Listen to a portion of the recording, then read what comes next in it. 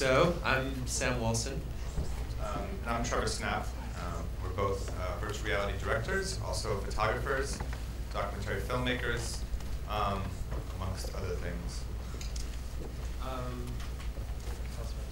Okay. So first off, I want to know, the audience a little bit. How many of you make VR films? How many of you are involved in the VR business in some capacity? Cool. How many of you want to make VR films? Nobody wants to. Cool. So today we're just going to talk a little bit about the tension in virtual reality filmmaking, primarily 360 video, between narrative and immersion, which are two things that can go together, but also oftentimes contradict each other, especially in the 360 space. So we're going to talk about it through the context of our film called We Who Remain, which is a 15-minute, 360-degree documentary shot in the Nuba Mountains of Sudan during a active conflict that's been going on for many years. And the film follows the story of four people on different sides of the conflict: a journalist, a mother, a soldier, and a student, who are all trying to navigate living in this area and maintaining their life and culture. And it was a collaboration between the New York Times, Arte, AJ Plus, Emblematic Group, and Nuba Reports, which Trevor will tell us a little about. Just to get a little background, New Reports is an organization based in the conflict zones of Sudan that's been monitoring and reporting on the conflict there since the South split off from the North. So we're going to play a short video to see a little bit of context about that organization.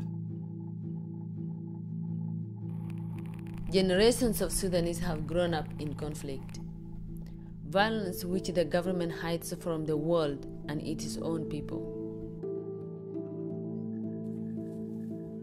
We are bringing light to an invisible war. The journalists of Nuba Reports are victims of this war. They are refugees, their families displaced, and their dreams for the future delayed. But they are also young people who have chosen to document what is happening to their homeland so that you can know about it, so that governments can act, media can report, and history is recorded.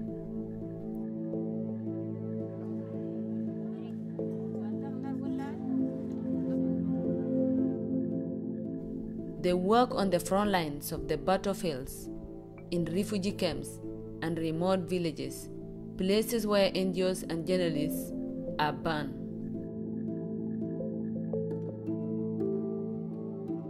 Using GPS data and video, they saw the reality on the ground, often at great danger. Help them tell their stories, make it news. So for several years, both Sam and I worked as photojournalists, oftentimes in kind of forgotten conflicts, places where wars continue, there's not a political will resolved to end them. New Reports was formed to deal with that, and we did a lot of citizen journalism work, a lot of human rights monitoring. We also did partnerships with larger media to kind of keep the light on about the fact that this conflict was ongoing. So we naturally thought in New Reports that VR could be a really powerful tool to get at this story and tell it in a new and different way. There's all these surveys out about empathy, how it created empathy in a way that nothing else did, which is very important in a very forgotten war, in a very foreign place for a lot of people, where you feel there's a disconnect. Like, I'm not like those people suffering in this. And this was a way to kind of combat that. It was a way to change stereotypes. And most of all, was a way to bring these voices into the global conversation in a new and different way by transporting them in a virtual space into offices, festivals, and contexts like that. It was also a new medium that hadn't been dominated by kind of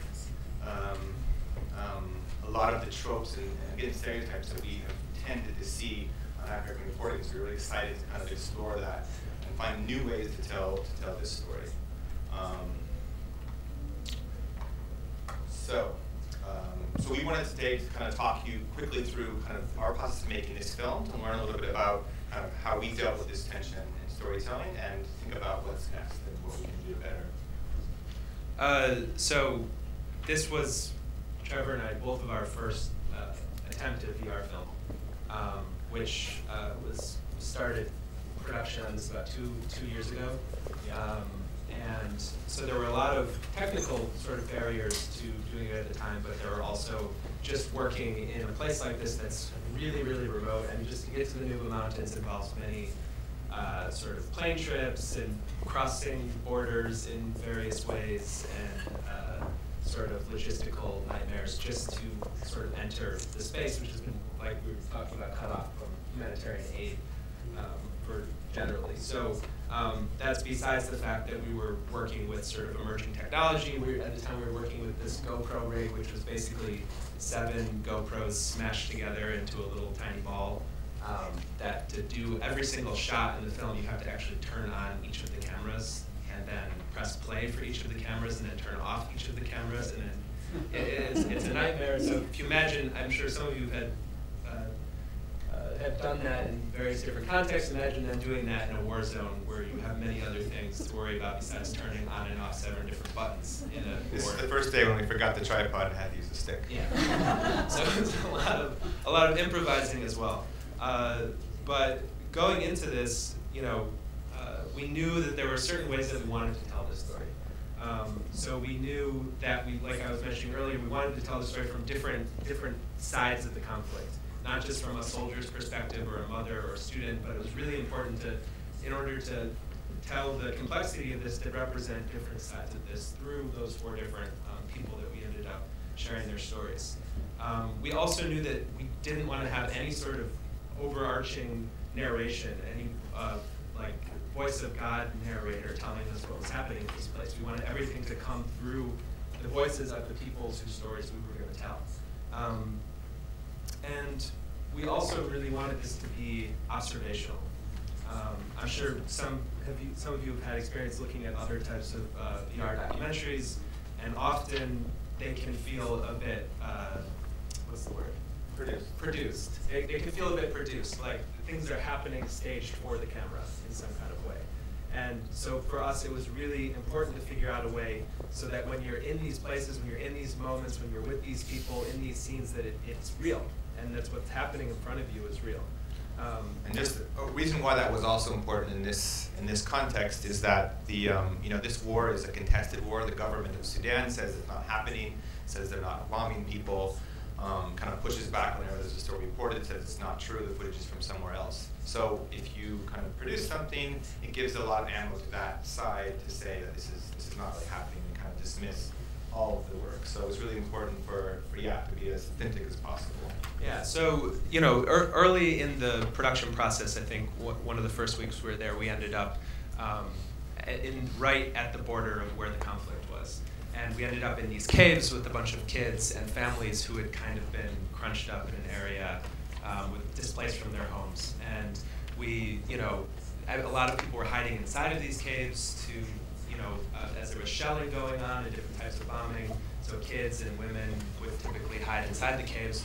So, we knew it would be a really compelling environment. So we went in there, we filmed, we stayed a while with this community trying to figure out what was going on, and we came back to our base, and you take out all the 7 memory cards and you upload 7 memory cards, and then you try to put it together to get one picture just to see if this thing that you're running around in the caves, dodging stuff is going to work. And eventually we did that for the shot, and we realized how important, how compelling what we did was, and how new and how authentic and real it felt. This was kind of a surprise for us because we thought we'd bring in this fancy new technology. It was going to be weird. People were going to be like, what is this thing? What are you guys doing here?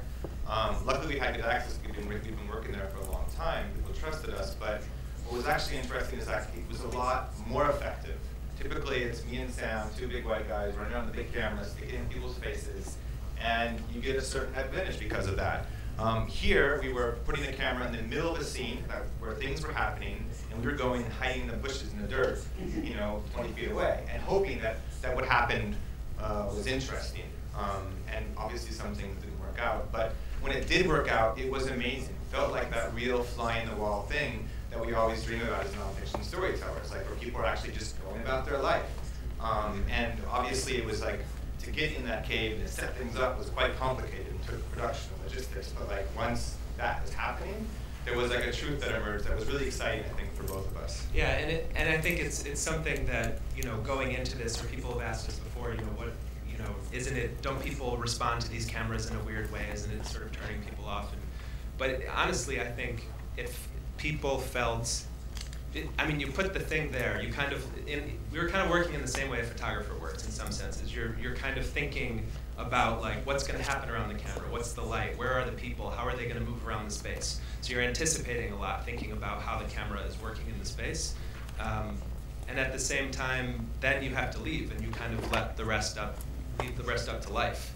And it was sort of this incredible thing because people forget it's there after a few minutes. It's just this thing in the room versus, you know, as Trevor said, these two big presences of people, you know, sitting there staring at them with cameras. So it really was this incredible way to, in the post process, go through then, you know, try to film as long as you can in those situations and then find these like little kernels of truth, these little authentic sort of magical moments that make up something that feels really real, that is real.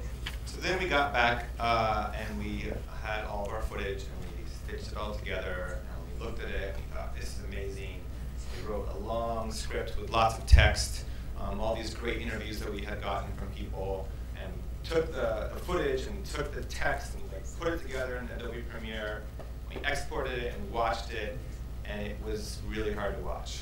Really, really hard. It was really bad. It was really bad. And we forced a lot of other people to watch it, and it felt, people were like, this is cool, but we have no idea what's going on. They wanted to listen to the text or hear that story. You know, they wanted to watch the images. So, you know, we kind of went, and we were focused very much on the story. There was, each of these individuals had a really compelling, interesting narrative that we wanted to honor. And the larger arc of this complex conflict that nobody knows about, we also wanted that to be in the story. And we were also coming at it from the perspective of filmmakers, thinking about how you make a script and how it looks on Premiere and how many seconds each shot should be there and what it feels like. But then the second that you put this headset on, it's sort of a testament to VR in a sense, because it's a completely different experience to be immersed in these images than it is to look at it on a screen. And there's really no parallel. The only way to edit and understand what you're doing is to put the thing on and see how it feels to sit in a scene for 10 seconds and not look at it on a screen or on a piece of paper or anything else. And that was a really hard lesson, I think, for us to learn initially in the editing process. Because you have to, like, you know, make your changes and then export it, put it on your gear, and then kind of watch it and think about it. So then we went kind of a different direction. We kind of dipped back into our past as photographers or journalists, and the kind of medium that we were most interested in when we were shooting was photo stories. You know, which where you're laying out these different images that are juxtaposed against each other in compelling, interesting ways that drives the story, creates a narrative, but not through kind of the more typical things happen as you watch them that occur as a documentary. So we kind of took away a lot of the VO, and we kind of just spent time with these images. But that also didn't quite work for this story. Yeah, that created sort of the opposite problem, because then you are totally decontextualized from these people and their narrative and their stories. And it was really, really important to give people a certain amount of context, which is, at that point, we realized we really had to go back in the other direction to figure out, okay, what is sort of the essential kernels of information that people need to understand what this story is about, to understand when they're in these different scenes, what's happening, and what's the context. And we basically ended up re-infusing narrative back into the story in two ways.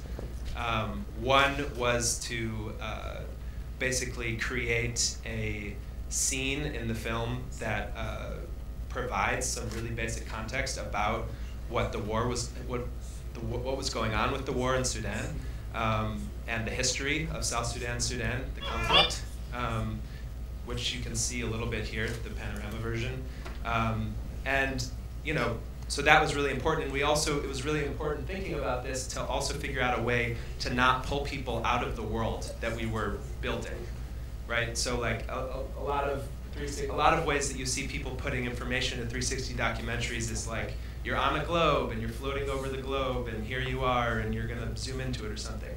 but it really draws you out of this world that you're building. So our solution to that was to take a classroom from the Nuba Mountains and actually, put text and information and videos on the board, and then put sort of a map that changes under your feet on the ground. And then also, because we wanted this to come through the characters' voices, we ended up telling the narrative and the history through the voice of one of our characters, the soldier Al-Baghr.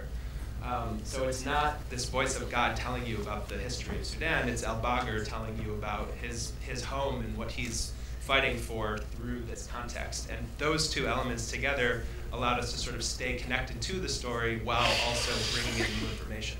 It took a while to get this right. I mean, there was a point in which we had video and VO of Al-Baghr and text on the ground, text on the board, and people were just like flinging off the headset. But eventually we found, something that kind of told this context that we thought was important, but didn't take people out of the scene. Yeah, and so the second part that we put back in was we ended up realizing that having narrative arcs for each of our characters was really important. Because again, these are people who live in a really far away place that's very difficult to get to and foreign to a lot of people. So to have people connect to them, it was important to show them as people and hear their voices and see them develop and go through things over the course of the story. But then again, you add these new things in, and then new bad things happen, and we ended up having to do some reshoots to get better scenes with people. So when you're standing in front of Al-Baghr, or we went back and we filmed them kind of looking directly at the camera, talking to you. So there was this connection that allowed you to see them as individuals, and then kind of carried you through the story from them. Yeah, so a lot of benefits and drawbacks. So one thing I think that we found, the thing that we made at the end, which we think works, what it ended up doing was kind of using this context and these narrative arcs and this kind of broader narrative arc of the film to bring us to these really intense moments of footage, which is, these shots, and this is an example, you're in a space and everywhere you We stay the whole day in caves when the engine of planes fly overhead.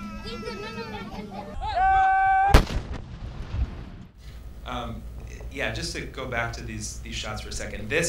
Out of everything that we did, I think we both kind of came out of it realizing how important moments like this were to telling stories in 360 video and VR.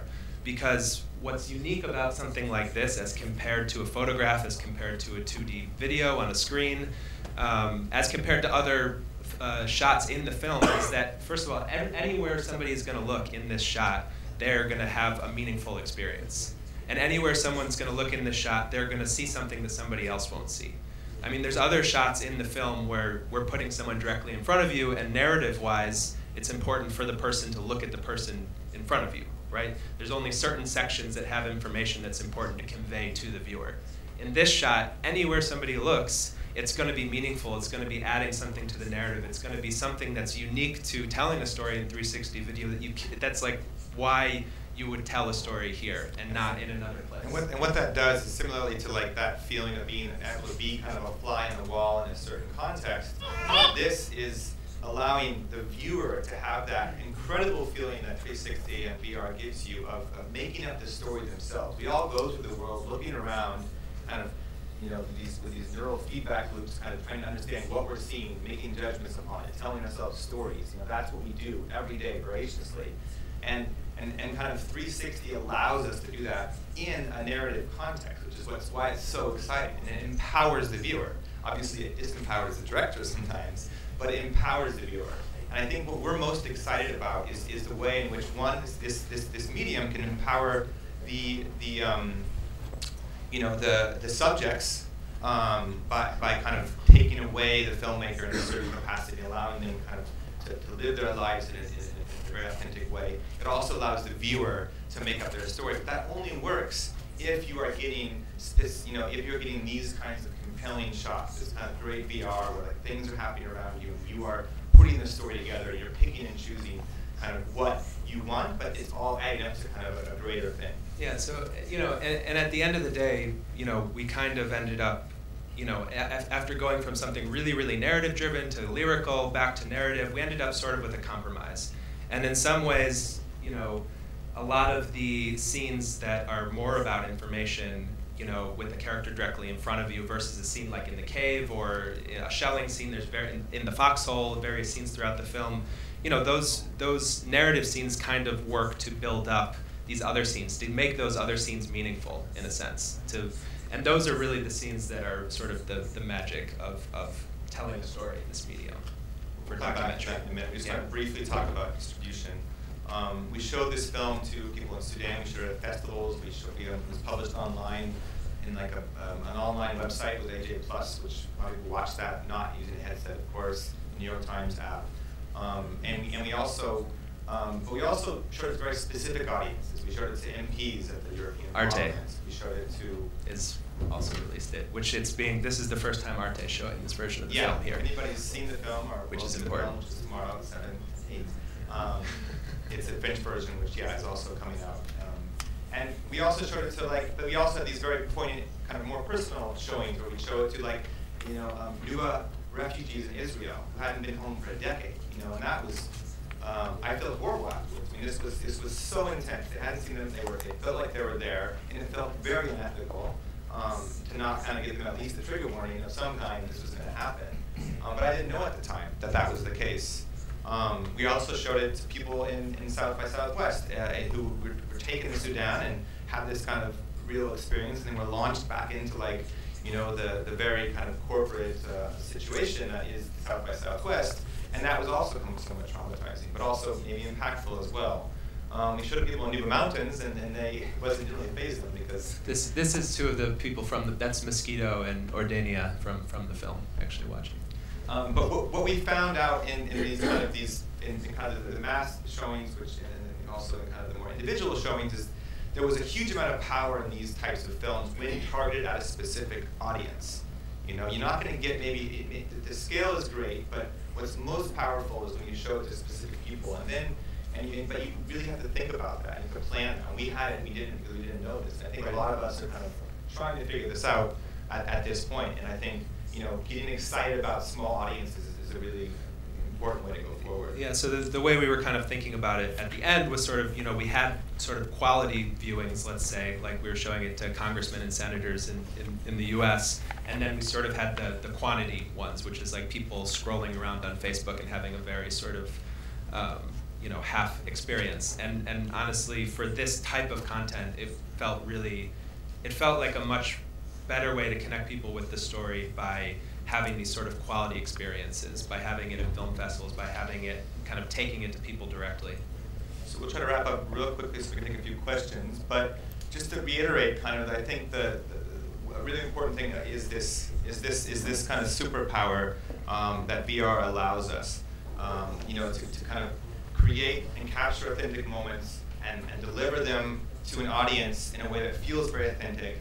And it's a different relationship the director is going to have with both the subjects and with both the audience. And in some ways it can be kind of scary and disempowering, and you don't have as much control. But in other ways, if it does enable the subjects and the audience to get a little bit closer, I think it has the power to be something that's actually fundamentally new. But the only way it's going to happen is if we keep taking risks and we keep experimenting. And I think, right now we're at this point where it's been 5, 6, 7 years in with this specific generation of VR filmmaking, and we're like, okay, this works. This format works pretty good. Let's put some B-roll down and we'll make some VO, and it will take people on a journey. It'll be an interesting thing, but it's not the radical experimentation, and it's not the future that we were kind of promised with this. And I think the only way we're going to get that future is if we all push ourselves, both as people who are funding this, people who are producing it, people who are making it, to make these kind of experiments, to fail and to try these new things. And so, we're trying to do that in our very little ways. Sam is working on a film in Japan. So we're both trying to take the lessons from this experience and moving forward into our next projects. And how do we do that? So for myself, I'm working on a new film about the Fukushima Daiichi nuclear disaster in Japan, where basically I'm working with a photographer who's been working there for the last 7 years, covering the issue through photography, as sort of Trevor and I context in East Africa. And, you know, and then Dominic saw our Nuba film and was really interested again to try to express this place and what's going on in this place in a different way. And so Dominic and I are trying to completely tell this entire story without VO, without linear narrative, but still using all these documentary elements. So again, going totally back in the opposite direction, but having that idea from the beginning to sort of, you know, give people this emotional understanding of this place through real stories, real people, real places, and yeah. So we're and thinking about how do you, when you're viewing this, how can this also interact with an environment? How can you build a space around this experience that enhances what you're seeing in the headset? So when you go into it, when you come out of it, it's adding to what you're seeing and what the story you're being told is. And one thing I've been getting very excited about is kind of increasing the diversity of people who are making films in VR. And why this is important is not because it's some nice capacity building thing to do, it's because the answer in the future that we're looking for, the most exciting thing that VR can be used for, is probably not going to happen in LA. It's not going to happen in Silicon Valley. It's going to happen in a place like Nairobi or a place like Romania. It's going to happen if we kind of push these tools down into the hands of people who can really play with this stuff.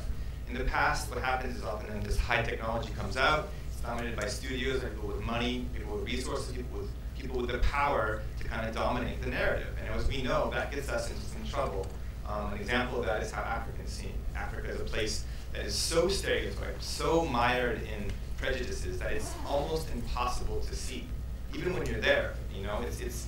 I mean, as a journalist who's been covering it for 10 years, it's been a battle just to tell the most basic stories about this place because of this long history with colonialism and with storytelling that's kind of that's created a virtual reality on top of the reality that's in Africa.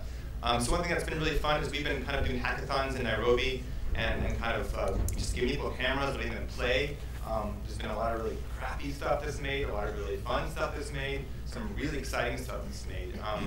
And we're hoping to kind of keep doing that. We're having a small festival next week in Nairobi. If you guys are around, just stop by to kind of promote and propagate the ecosystem there.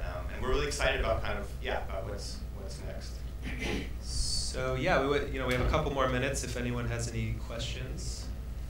Yeah. Yes, go ahead. So you're talking about documentary. Oh, well, I think if I yell for you to hear, most people in the middle. Yeah. So you're talking about documentary narrative. What has this taught you about using VR for fiction narrative? I mean, I think, again, the cool thing about a documentary is that life happens around the camera, you know, and I think people who make fiction films are going to have, again, all this language and all these ways of doing things. It's going to be a battle for them to kind of throw out and to find new ways. So I think by listening and watching how people act around a camera and what you're capturing with a camera, I think that will be helpful in kind of how you might want to set up a scene in a fiction film. I also think the typical plot of like plot and conflict and third act, all that stuff, it might not work. It might be something different. You know, it might be, you know, these ups and downs. I'm not sure, but I think it also needs to kind of, we need to try to explore, because it's hard, because we have these languages that work, and we want to stick to them.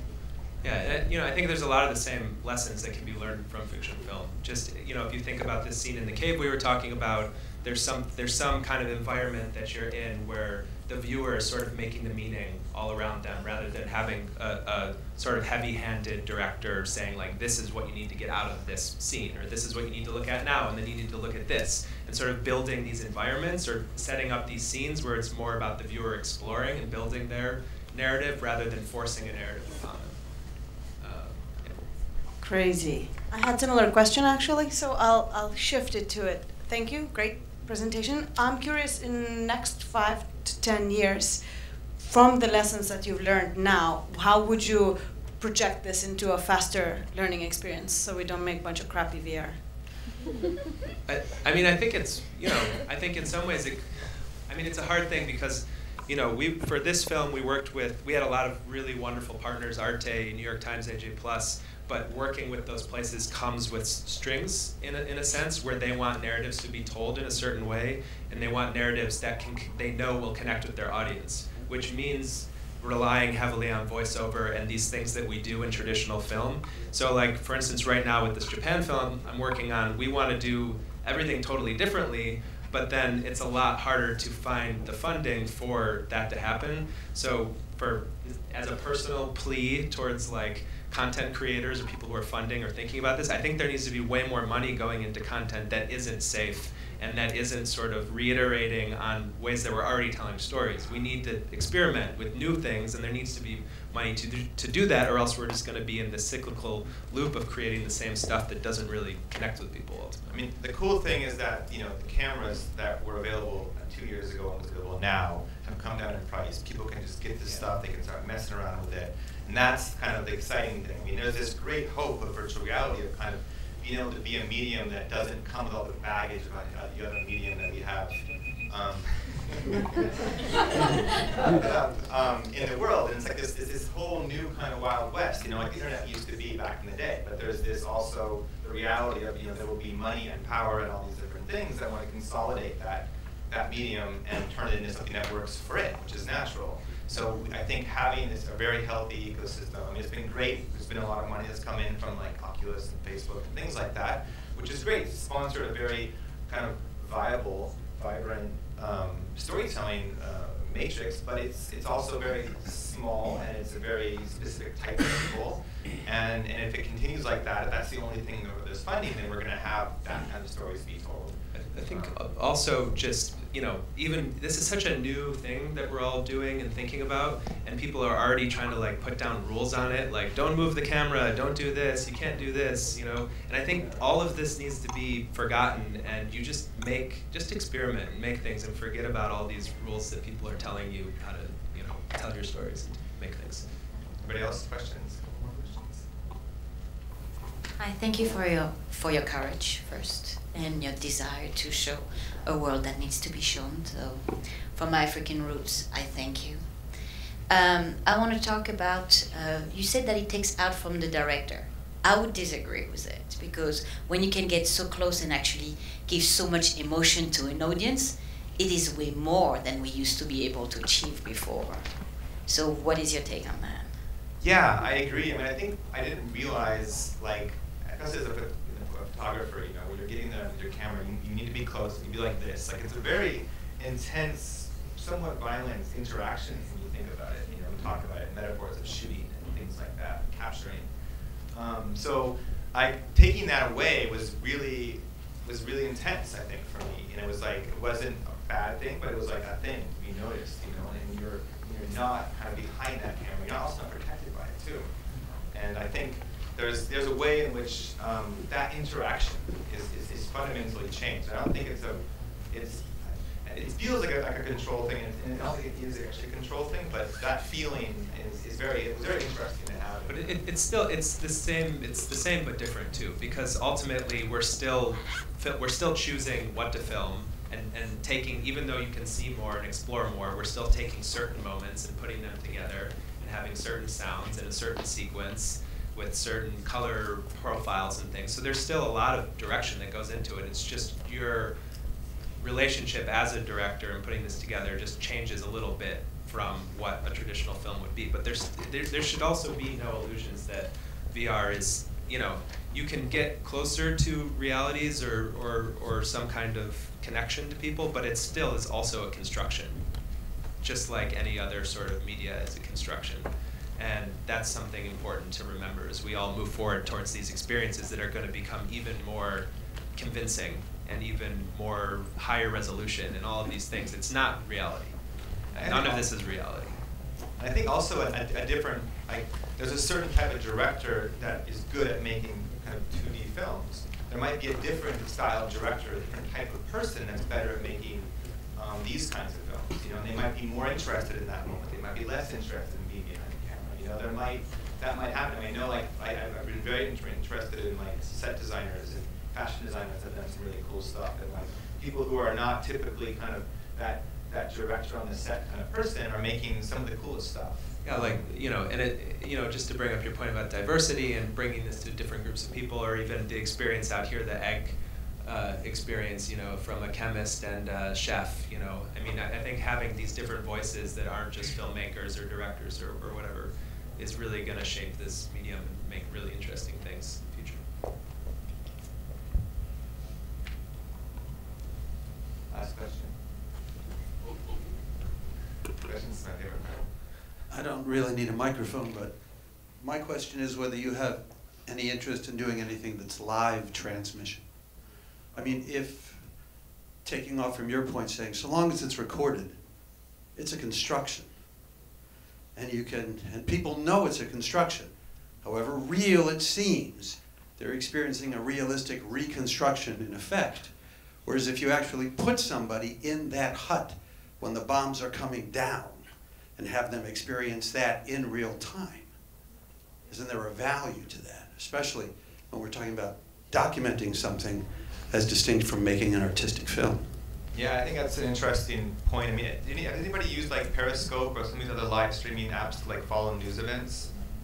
Like for me, it was the first time was the Turkish coup, and I was in Periscope, and I was like going from somebody hiding behind a wall and someone running on the street, someone on top of a tank, and I was like, I'm watching this stuff go down in real time from all these different little nodes across the city. I couldn't tell what the heck was going on. It was newsworthy-wise, it was kind of worthless. But the feeling of being there and like, is that tank going to shoot? But then it would get boring because you would the tank for an hour and nothing would happen. So I think that feeling was very exciting for me. And I think I think it would be amplified in a whole other level in an immersive context. And I think we're moving that direction with 5G. I think it also, having that sort of content would need to have a change in how the consumers relate to news, because news is delivered to you as somebody telling you what's going on. It's framed. It's not just an endless stream with no context. And like these live streams, even from these sort of contexts, they're really interesting, but what does it mean exactly, and who's watching it, and how much context are they bringing to what they're watching? So I think there could be really interesting applications of that, but I think you would, in order for people to want to engage with that, it would take a lot of sort of figuring out how to frame that in a way that people would understand and have a meaningful experience out of what they were looking at. Cool. Thanks, everybody. And if Thank you you. want to be in touch, write us an email. We'd be happy to talk.